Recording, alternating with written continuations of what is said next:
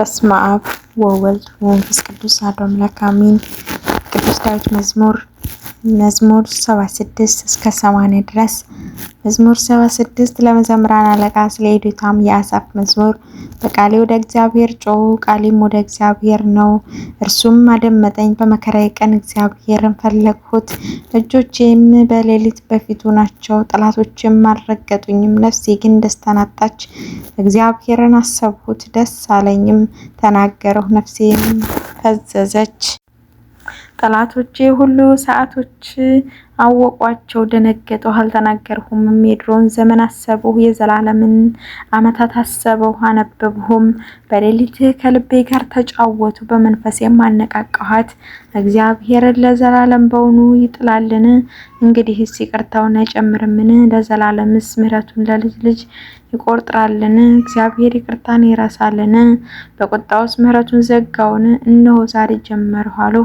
ልዑል ቀኙን እንደሚያፈራርቅ የእግዚአብሔር ስራ አስታውሱ።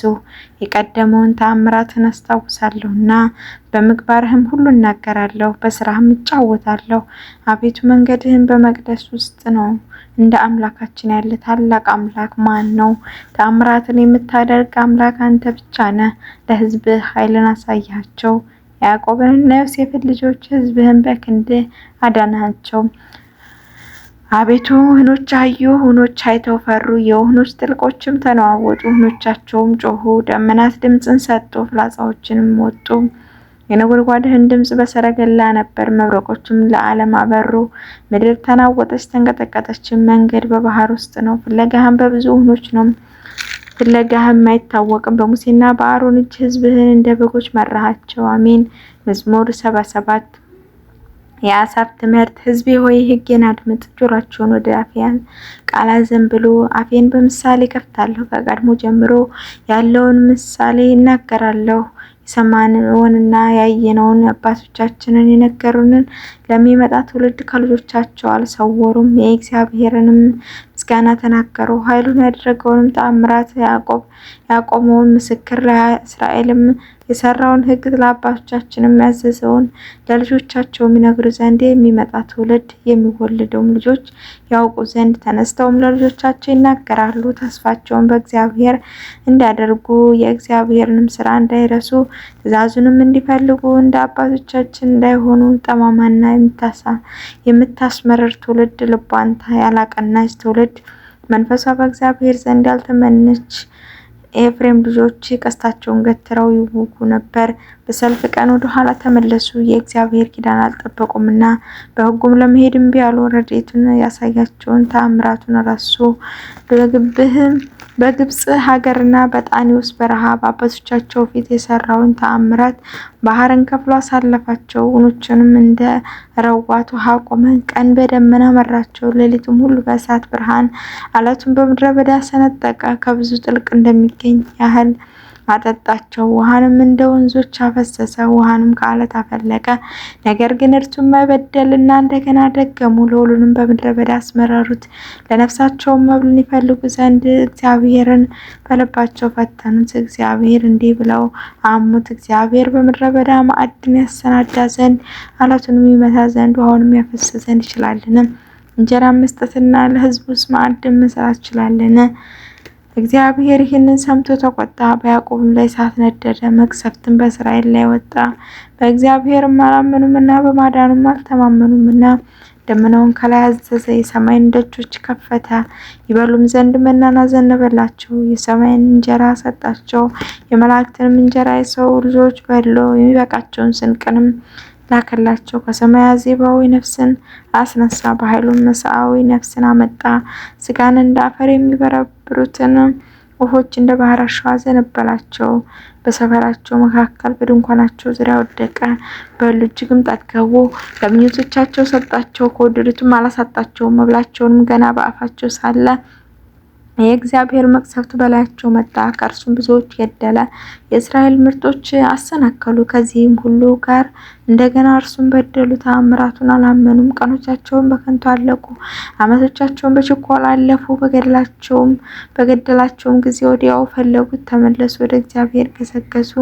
ረዳታቸው እግዚአብሔር መድኃኒታቸው ልዑል እግዚአብሔር እንደሆነ አሰቡ። በአፋቸው ብቻ ወደዱት፣ በአንደበታቸው ዋሹበት።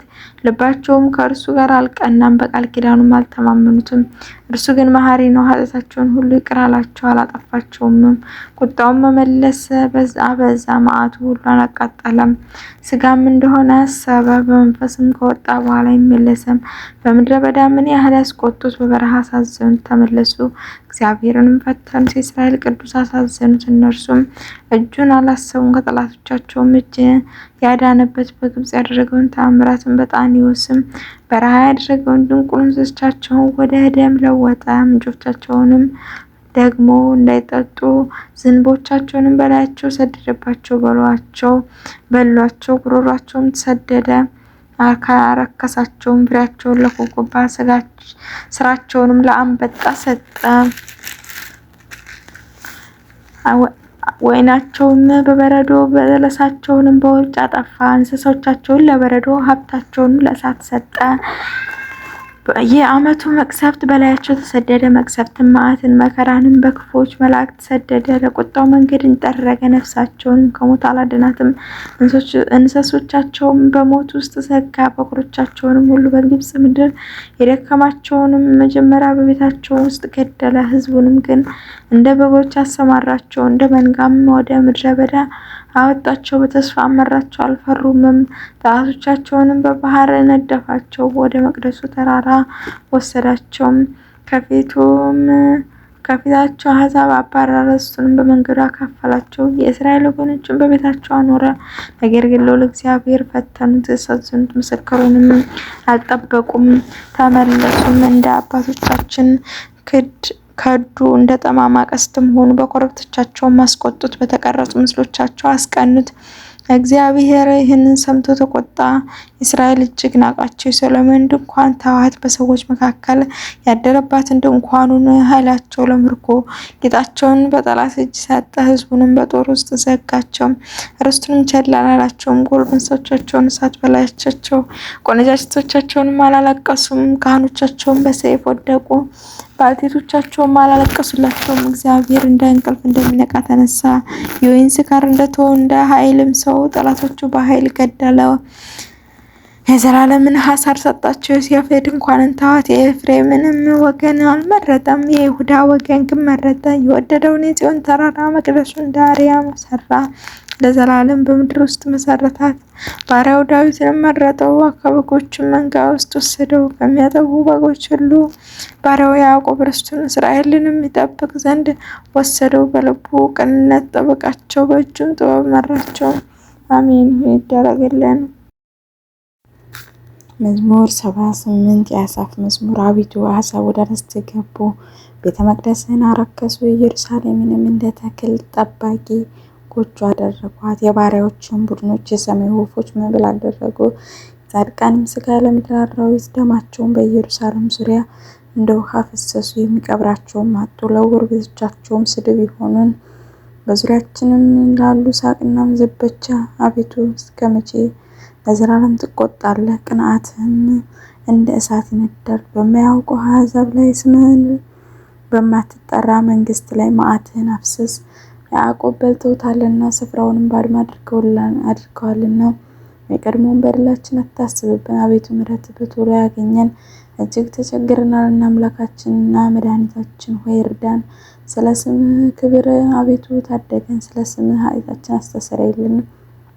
አሕዛብ አምላካቸው ወዴት ነው እንዳይሉን የፈሰሰውን የባሪያዎችን ደም በቀል በዓይኖቻችን ፊት አሕዛብ የእስረኞች ጩኸት ወደ ፊትህ ይግባ። እንደ ክንድህ ታላቅነት የተገደሉትን ሰዎች ልጆች ጠብቃቸው። አቤቱ የተገዳደሩህን መገዳደራቸውን ለጎረቤቶቻቸው 7 እጥፍ በብብታቸው ክፈላቸው። እኛ ሕዝብህ ግን የማሰማሪያ በጎች ለዘላለም እናመሰግናለን፣ ለልጅ ልጅም ምስጋናን እናገራለን። አሜን። መዝሙር 79 ለመዘምራን አለቃ በመለከቶች ስለ አስራውያን የአሳፍ የምስክር መዝሙር። ዮሴፍን እንደ መንጋ የምትመራ የእስራኤል ጠባቂ ሆይ አድምጥ። በኪሩቤል ላይ የምትቀመጥ ተገለጥ። በኤፍሬምና በብንያም በምናሴም ፊት ኃይልህን አንሳ። እኛን ለማዳንና የኃያላን አምላክ መልሰን፣ ፊትህንም አብራ እኛም እንድናለን። የኃያላን አምላክ አቤቱ በባሪያ ጸሎት ላይ እስከ መቼ ትቆጣለህ? የእንባዎችን እንጀራ ትመግበናለህ። እንባዎችን በስፍራ ታጠጣናል። ለጎረቤቶች መነጋገር ያደረገን ጣቶቻችንን በላያችን ተሳለቁብን። ራሶቻችንን በላያችን ላይ ተሳለቁብን።